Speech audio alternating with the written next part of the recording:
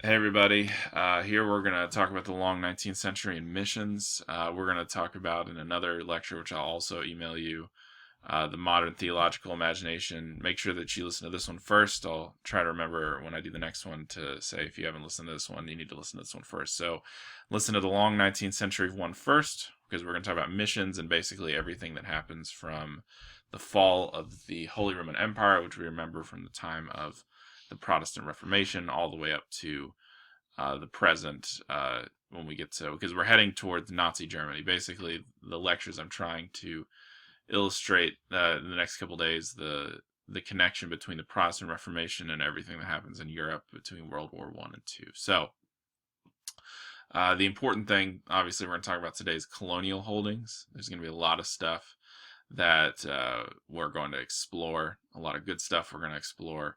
A lot of bad stuff too, but there's some religious stuff that's happening, some Christian stuff that's happening. There's some national stuff that's happening, and so we're just going to do some good history, and we're going to do some good theological history as well. So, starting with, and bear with me because I know that for you, hopefully, I can fix this to where you can see it better. This is what we have in the 18th century. This is what the world looks like. Okay, ever since the Protestant Reformation, the at the beginning of the 18th century, everything's beginning to form over and against the former Holy Roman Empire. We've tried so hard to keep the Holy Roman Empire together, but it hasn't worked because of the Protestant Reformation and the growth of these various countries like France and Spain and Great Britain. We've talked about all of that. So anyway, basically, I show you this map to show you that this is the known world at the beginning of the 18th century. Now, the interesting thing is that once the Catholic Church is utterly destroyed, the dream of a transnational organization, both politically and spiritually, that can kind of hold Europe together, falls down because of the Protestant Reformation. And the Protestant Reformation is really responsible for why politically we have such a disparate Europe. So, for example, remember we talked about like in Great Britain, uh, whenever it's declared that you're going to be Protestant in Great Britain, they can seize the land that's formerly been held by the church. And I mean, it's large portions of land. And so you can sell that off to rich people in the kingdom. You can take the materials. I mean, like I said, a lot of churches were built out of gold, like had a lot of gold fixtures. So you could take that and um, take that and make currency and that type of thing. And so a lot of money is being flushed out into these nations because of the fall of the Catholic Church in the areas that are now Protestant. And so Great Britain is going to become such a dominant power because it is flushed with cash, so to speak, because of the end of the Catholic Church's monarchy over them. Now, that's going to happen throughout Europe. Obviously, you're still going to have some French and Spanish countries that are going to remain Catholic. I'm not saying that all these nations somehow benefit from the fall of the Catholic Church. Not all of them do in the same way. France and Spain are still powerful empires, but these other empires, what will become of Germany and that type of thing, and Great Britain are going to benefit the most because they're the ones that have the most currency and affluence in light of these things. And so, you got the Kingdom of Prussia here, which we don't hear about much anymore, and what will become Germany and Switzerland. Okay? So, real quick, I also wanted to show this to you. I think this is a really important slide. So, many people ask, like, what was the reason why the Holy Roman Empire fell? Remember the video that we watched from John Green? He was never able to, the emperors of the Holy Roman Empire were never able to command like an army. They were never able to really because all like example France and Poland and all, the Ottoman Empire exerted a lot of influence over this area too, and so he wasn't really whoever was the emperor at the time was never able really to lead his people in the way that he wanted to. We saw this as early as the first Holy Roman Emperor. So anyway, but another reason is because of the religious influence. The church was the thing that held the Holy Roman Empire together. It is the Holy Roman Empire. And so when you have a bunch of religious affiliations fall away from that, you can see here the key. Most of this is obviously still Catholic. It's not like we're saying that everybody's Protestant now, but there's a good amount. I mean, if you really look at it, of Lutheran, there's a fair amount of Calvinist influence. After the Peace of Augsburg, obviously everything becomes up for grabs. The local princes are able to determine what Christian faith they're practicing. And so when you have this much disagreement and this much difference in terms of religious practice, you're going to have some problems in keeping people unified together. And so they were doomed to fall. Now, another reason why they were doomed to fall, and this is the proximity to France here, is the French Revolution. The French Revolution is going to overthrow a lot of the former monarchies of France and establish dictatorships or free republics or something like that. I mean, the way that the French Revolution goes, and this is happening in 1789 through 1799. You can note the time frame there. This is after the American Revolution. And so the French are going to destroy the monarchy, establish a republic, and then it's going to become a dictatorship under somebody you've probably all heard of, Napoleon. And so now it's not too much here, but specifically you need to know that there is a continuity and discontinuity in one of the major world powers. And so basically this area is going to turn into this. Now I'm going to zoom out here a little bit so you can see a little bit better, but we're looking at the same area here. Now you've got the Federation of the Rhine, you've got the French Empire, you've got independent states, you've got Prussia, Austrian Empire. All of this stuff is really from the fallout, because if you could think about it, like basically all this area within here used to be the Holy Roman Empire. Now it's been divided up. Now, the reason why this is so important, the fall of the Roman Empire happens in 1806. You'll note that's right there at the beginning of the 19th century. And so the Holy Roman Empire was able to limp into the 19th century, but the Emperor Francis II in 1806 lost a major battle to, you guessed it, Napoleon, which led to the Treaty of Pressburg. Now, much of the empire was turned into, the Holy Roman Empire was turned into the Federation of the Rhine here, which is basically a French satellite, if you want to think of it that way. And this area would later be annexed by various countries, and much of the Holy Roman Empire becomes what is present-day Germany. Everything that's Lutheran about Luther happens within Germany. So you might remember our Germany-Switzerland trip that's happening this in a couple weeks here, really. They're going to be going to Germany to see all these sites, and that used to be the Holy Roman Empire. And so that's what's important about this. You have to see, again, the difference between this and this. How the fall of the Roman Empire, or Holy Roman Empire, led to lands being annexed by other nations, and then eventually being reformed around Germany. Germany is a very young nation, and so once we get there, obviously it's going to be very important to, and I mean, we're going to talk about this philosophically with Kant and Hegel in a little bit. So, put a reminder here that there's something about Germany popping up and being so late to the game, basically being so new, that is seen as a type of divine providence, and that is connected to the goodness of how everyone perceives the Reformation. Okay, so basically, here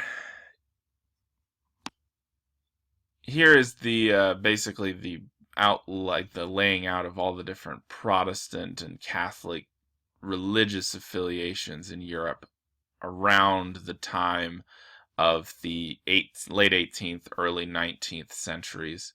You can see that the pink symbolizes Catholic. Obviously, there's a majority Catholic here. I think one of the great misnomers um, about the Protestant Reformation is that once the Protestant Reformation happened, everybody became Protestant. Well, that's not true. You still see there's so much Catholic influence. The Italian Peninsula, France, Spain, northern parts of Africa, even parts of Ireland, on into Far East, as in where we get to Russia and things like that. So there's still a strong Catholic influence. But, you've got a large Protestant Northern Europe influence kind of sprinkled throughout, like Austria and that type of thing. Obviously, we haven't been looking this far, but as you get east, it's, the Greek church. The Greek church never underwent a similar type of like Reformation as did the Catholic Church.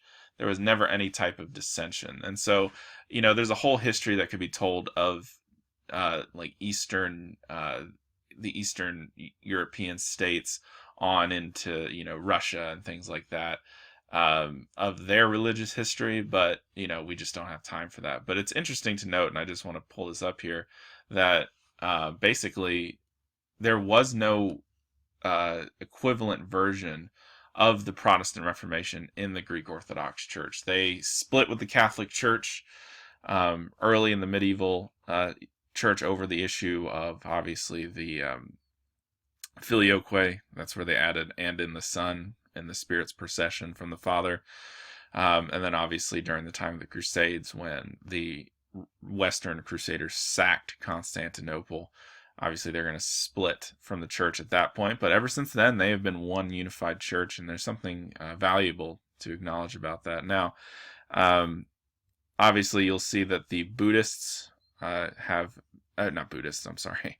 The Mohammedans, the Islamic states are going to hold a lot of influence as well. Ever since the end of the Crusades, they've been exerting influence over the eastern portion, the southeastern portion of Europe into the Middle East, and then into the eastern states. And then obviously, they have this in here, but there's not too many Buddhists, and there's some heathens, but not too many. And so anyway, this is the religious affiliation. Now, why am I showing you this after that long discussion about the 18th, 19th century, Holy Roman Empire, French Revolution, all that stuff?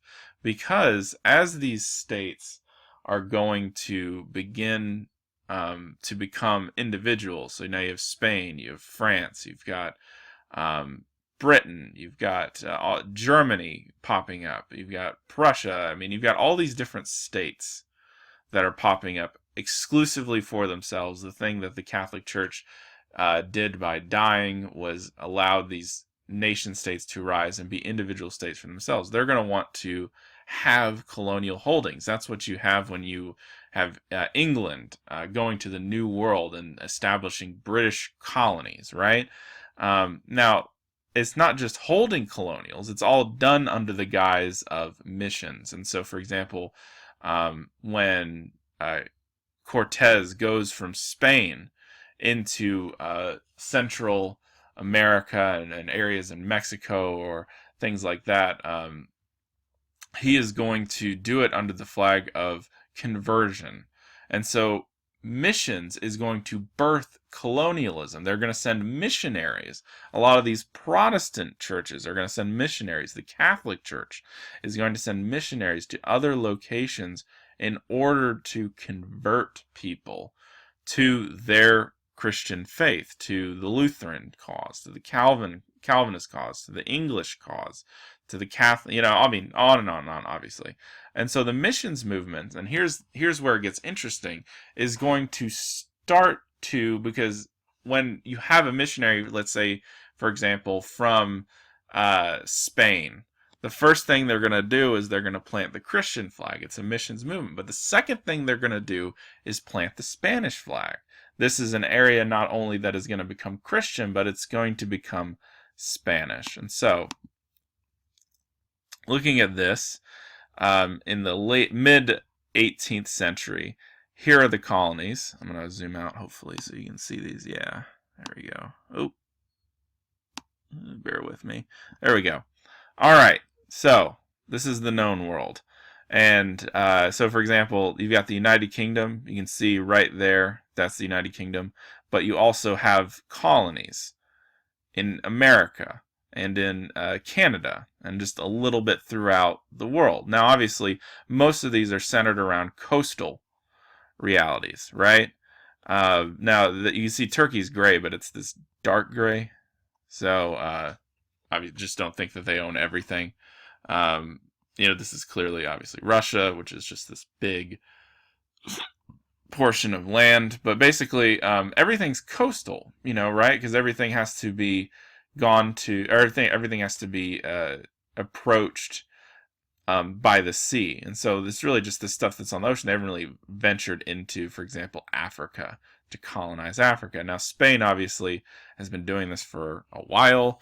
You can see that they've got Florida, Mexico, some of the East Coast. They're really, really, really good at this, as you can see.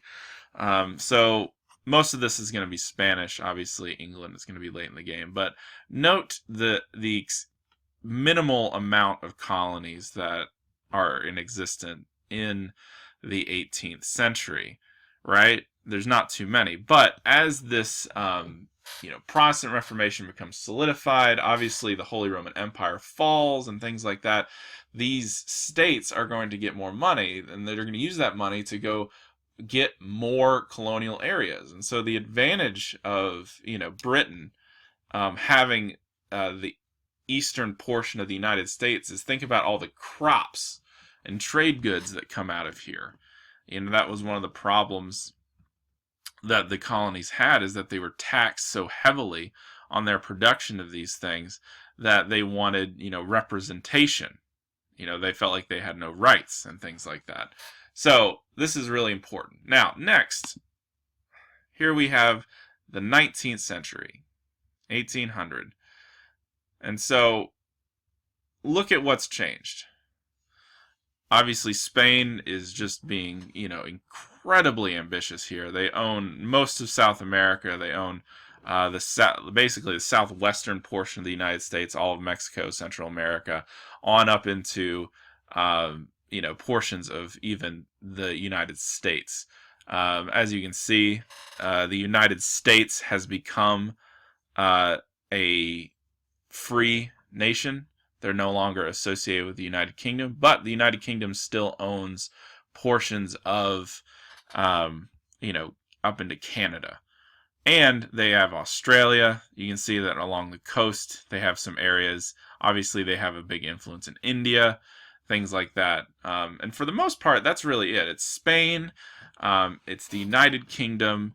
You got some stuff from Portugal and the foundation of the United States. And so this is really important because it's expanding now.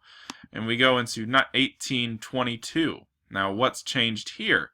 The United States now has the portions formerly held by Spain. And Spain has pulled out of most of its colonial holdings within the Americas. Okay? And so, England still has a large portion of Australia, still very important in India. Spain does have some colonies in Africa and that type of thing. The African continent is beginning to be outlined by European nations, right? So anyway, that's 1822. This is after the fall of the Holy Roman Empire. So, what happens here? 1885. The United States is basically the United States at this point. Mexico is its own nation.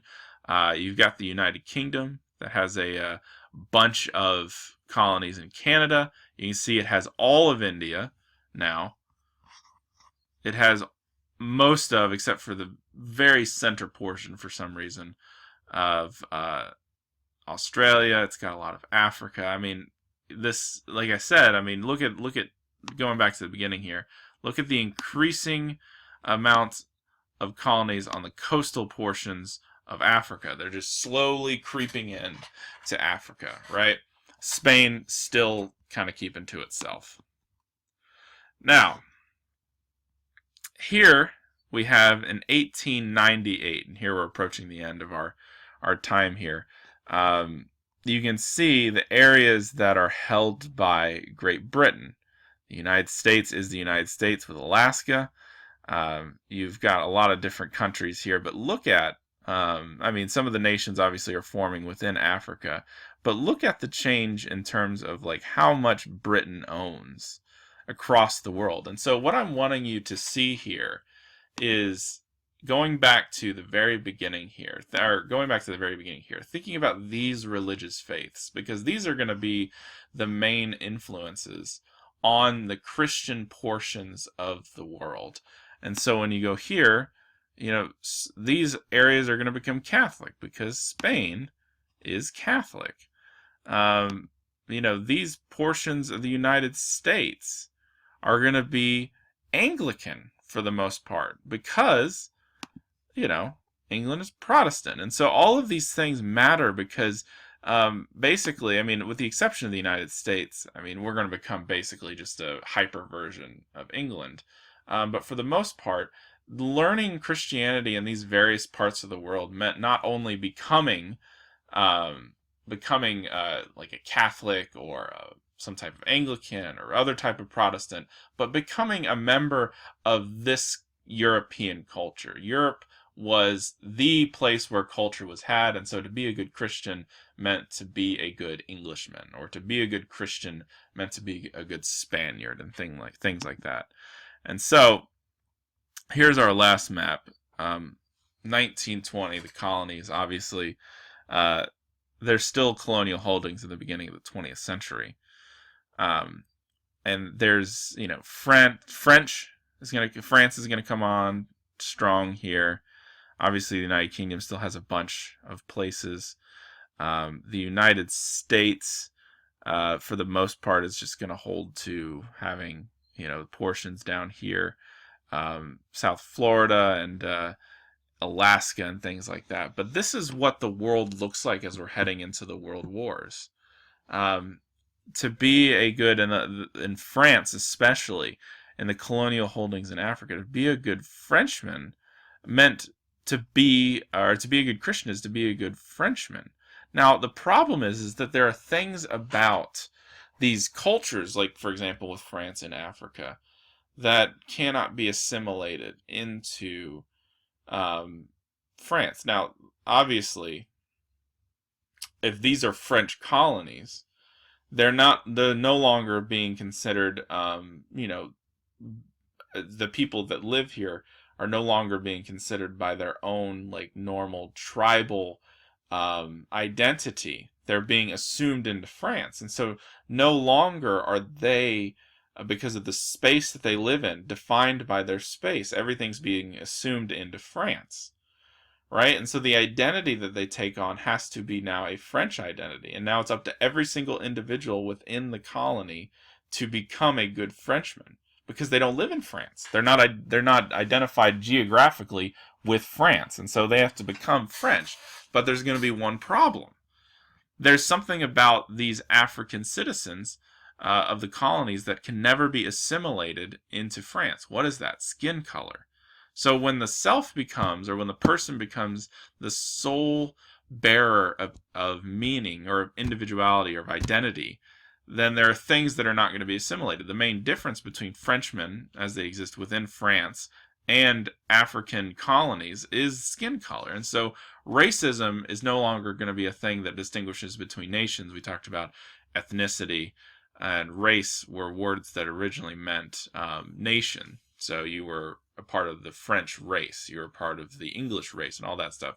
Now race is skin color, because the identity marker is no longer geography or what nation you come from, but it's skin color, because the person has to bear this. They have to learn French down here in order to read the Bible, and so on and so forth. And so this is going to be a problem. Now, the question is how this happened, and I have a good quote that summarizes colonialism and Europe. It's from a good book called The Christian Mission: How Christianity Became a World Religion. It's written by Dana Robert.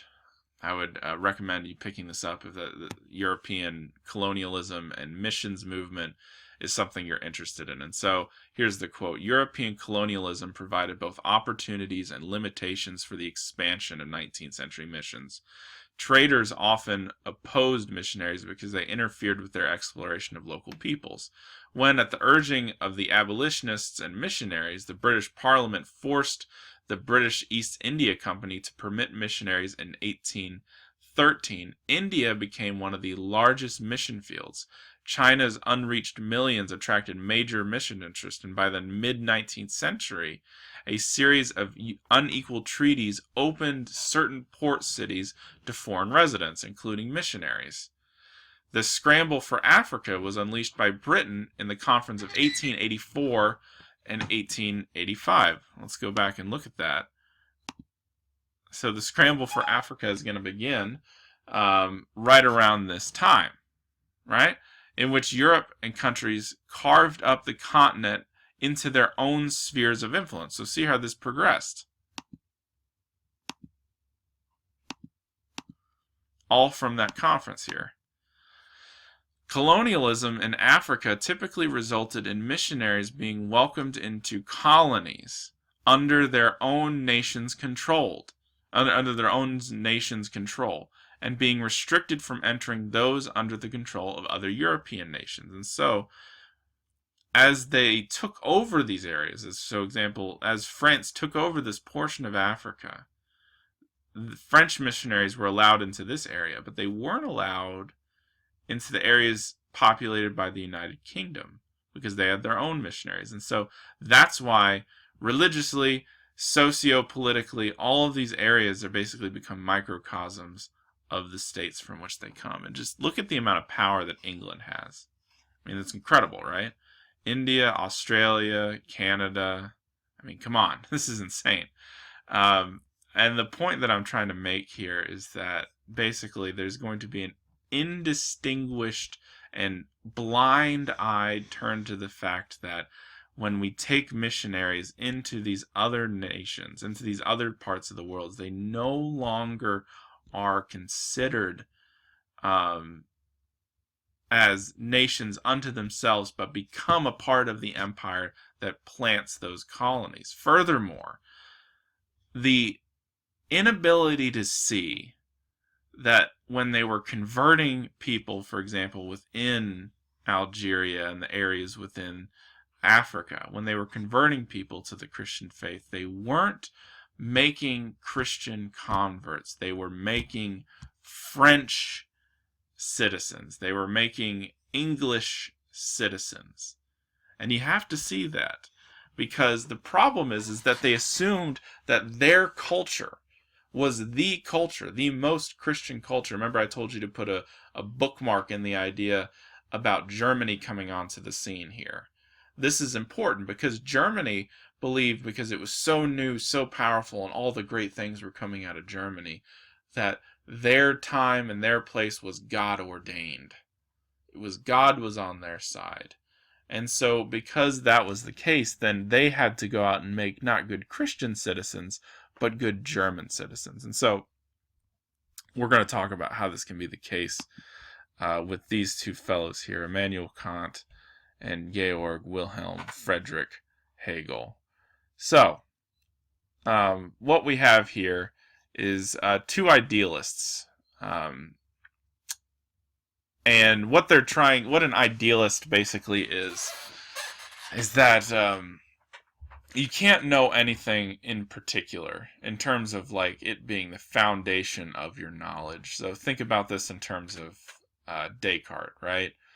Descartes can't trust his senses, and so he has to develop some type of scheme that helps him interpret all of reality, and that's him being a thinking thing.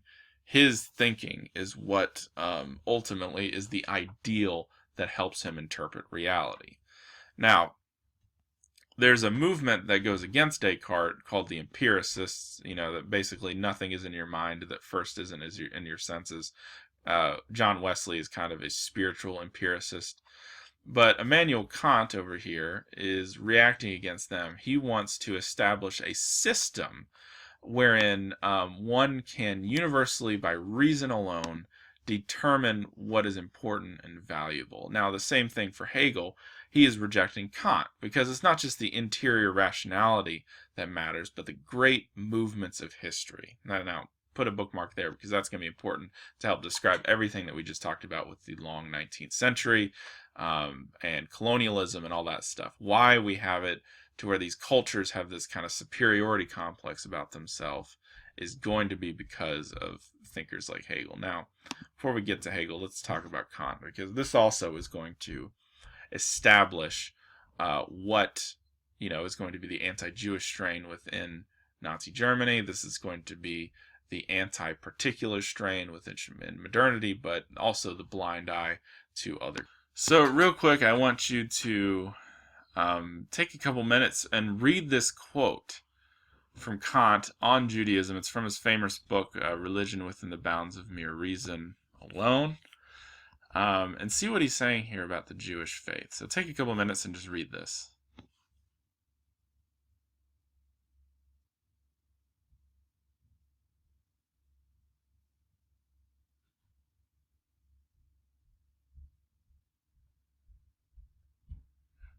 Okay, if you need more time to read it and think, just pause the video and start it up again once you've done that, and I'm going to continue to kind of talk about it a little bit.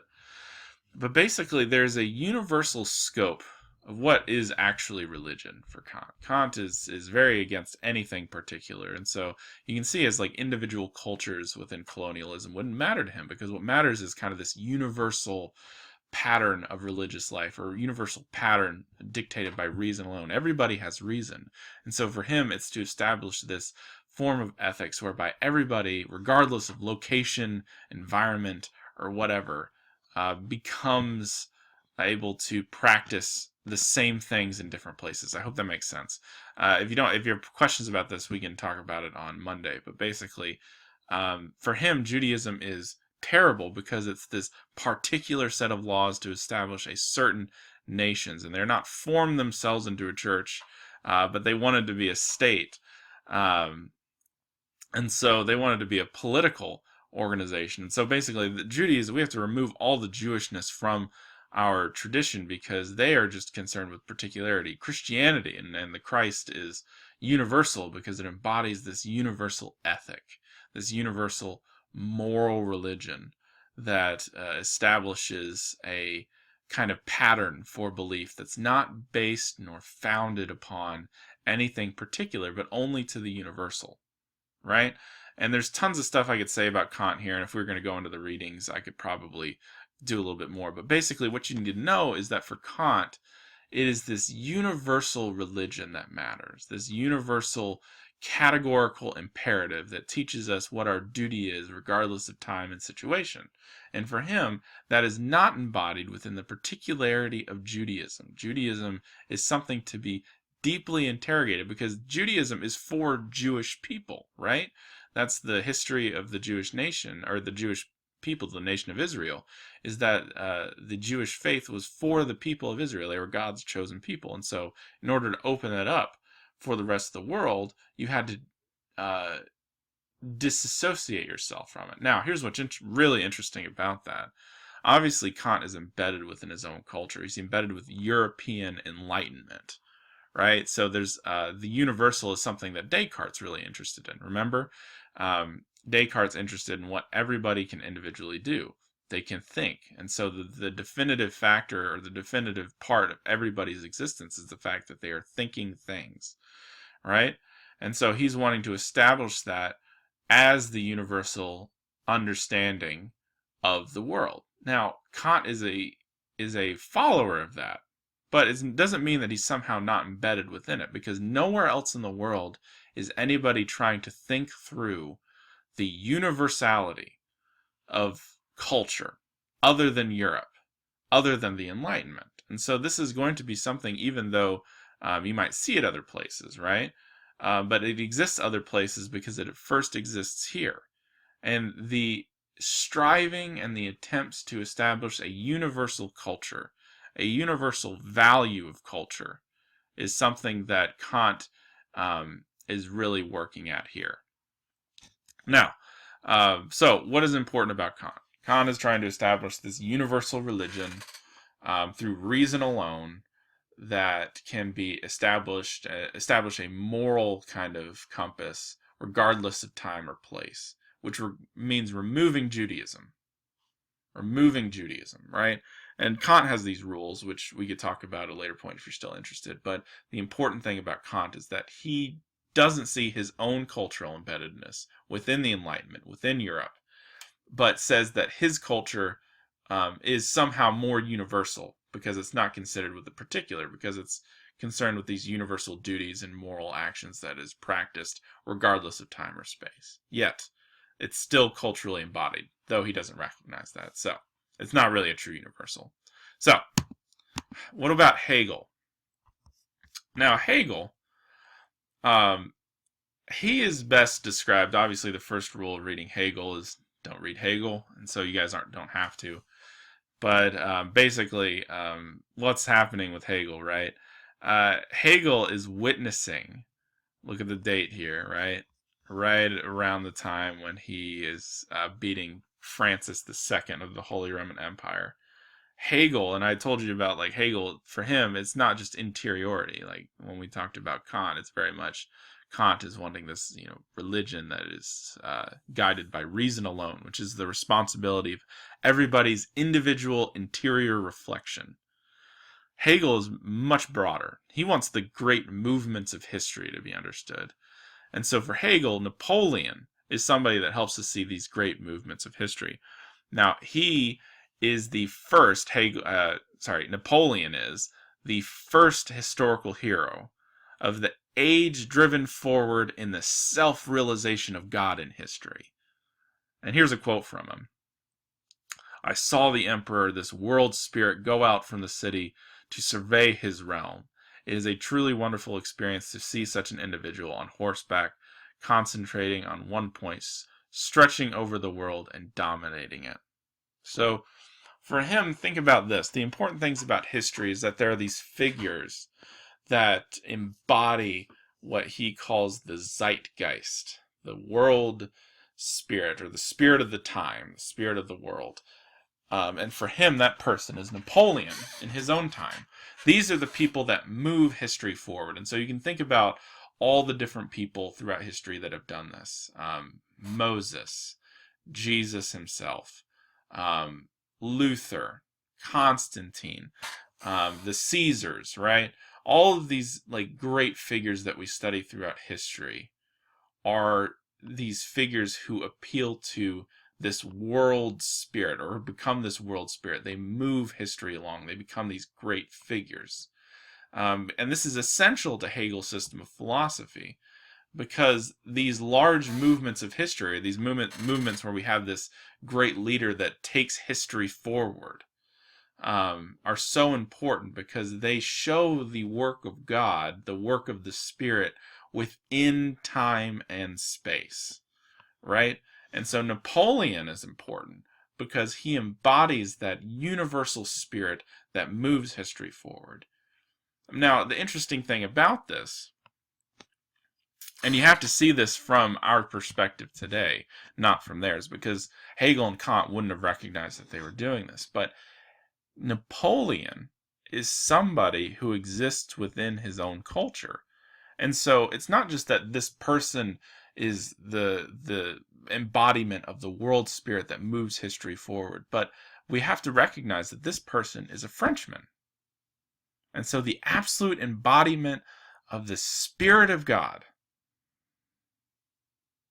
the absolute embodiment of the Spirit of God is a French person.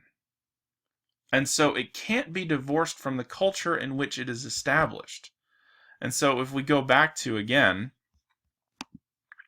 this map here, if the absolute embodiment of God's Spirit within the world is the French, then you want to share French culture with everyone. So that's how Christianity has to be French.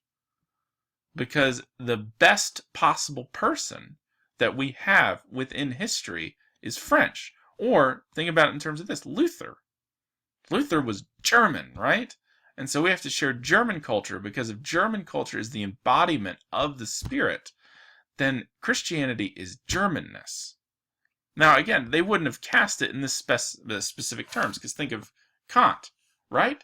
They just did it, because this person was the embodiment of universal, rational goodness, but it's couched within these particular forms of culture. And that's kind of hard to talk. I wish I was kind of in the room with you to do this, but alas, I'm not. So the question then becomes, what type of theology or worldview works out of this? I mean, I'll give you the essence of the question here, or the essence of the answer is that basically it means that Christianity is no longer something objective from culture. As greatly as good of a job as Kant tried to do to establish this for him, it was still, Christianity was only good insofar as it appealed to European Enlightenment. It only existed within a particular set of cultures that, again, thinks of particularity of Jewishness as something that's not verifiable. And so you replace, instead of having the Jewish portion of Jesus's life matter, you now have this set of concerns that are European. And so instead of Jesus's Jewishness mattering, it's Jesus as he appeals to this European Enlightenment. So you have to see that. The type of theology and worldview that arises from this is that to be a good Christian is to be a good European. That's basically what it comes down to. And these philosophical figures, these guys aren't theologians. These philosophical figures really help us see that for Europe, they were transitioning to this period where European culture was divinely ordained. God was on their side. And because of that, you have these movements where now we have not only missions movements, but state building. We have state building. And so that's going to be a problem when we get into Europe. Because Europe is going to, and I mean, you can get ahead of me here. Obviously, you probably know where I'm going, but Europe has its own individuals that they believe that are divine ordained, that are people that God has, for some reason, given the world, that God has shown through. That is the absolute manifestation of what it means to be a Christian. And so again, it's this rational Christianity. It's not really concerned with the particularity of Jesus, or else it wouldn't have dumped on Judaism. It's interested in being a good European. And so Christianity has to buttress and support what it means to be a good European. And so we're heading into a scary time here. I don't want to underestimate that. That's why I really want to get to Germany on Monday, and so we have time to do that. But anyway, I hope you enjoyed this lecture. If you have any questions, hold them for Monday, and we'll kind of deal with them. Thanks, guys.